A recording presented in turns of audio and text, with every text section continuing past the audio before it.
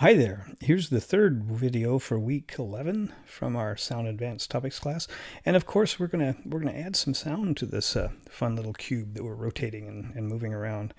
And let's work up the sound first of all. Okay, I'm gonna do that with Max MSP. And what I did was I wrote a simple FM script. Okay.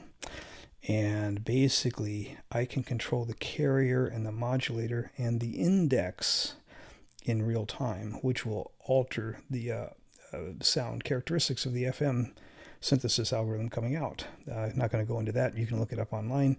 Of course, we have to have a sine wave as our carrier and modulator wave for the FM.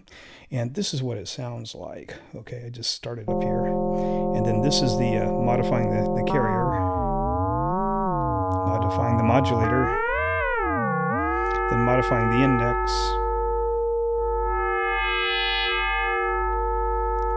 So we're going to have those reflected by the forward, backward movement, left and right movement, and the rotational movement of our little blue cube. So let's bring up the Unity project and show how that was done. Now, before I get too heavily into it, I did want to show you one thing that I added so that you can use this at home. Let's go to our project settings and our input. Notice that it's now gone from 19 to 20 because I've added another horizontal rotate entry. Remember, this one was for our joystick on the Xbox controller. This second one I added allows me to use the Q or the E keys to do rotation, negative or positive. So that when I get the horizontal rotate axes, these keys that I press will also affect it. So that way you can just run it with the arrow keys or the WASD keys, and Q and E will also do the rotation. So let's go here.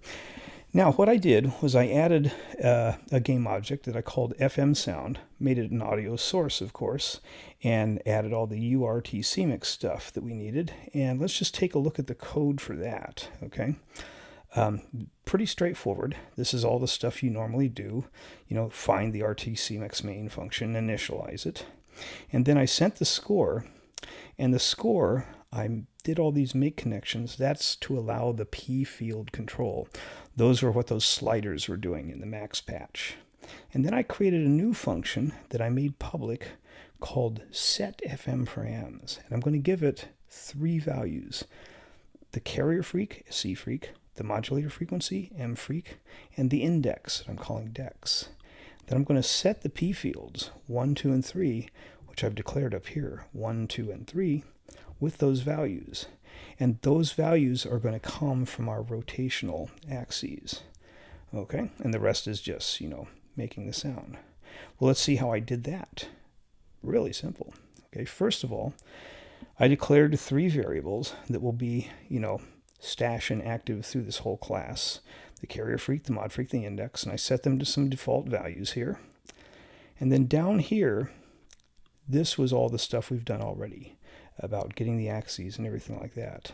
Remember, now we have these values: move horizontal, move vertical, and rotate horizontal.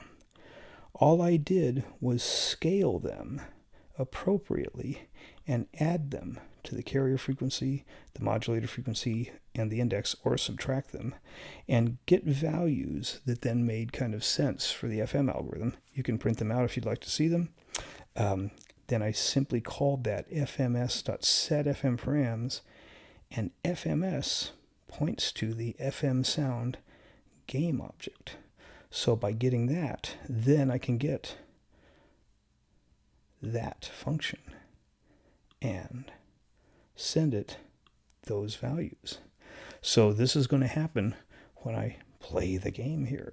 So let's give it a go. I'm not going to bring up my little window because I'll just use the keys for now.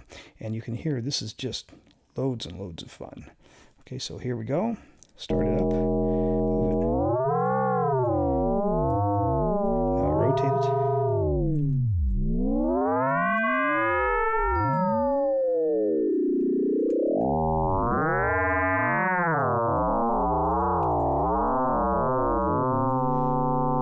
I gotta say, that's pretty fun. I was actually using the controller, and it's like this really bizarre game that you get to play.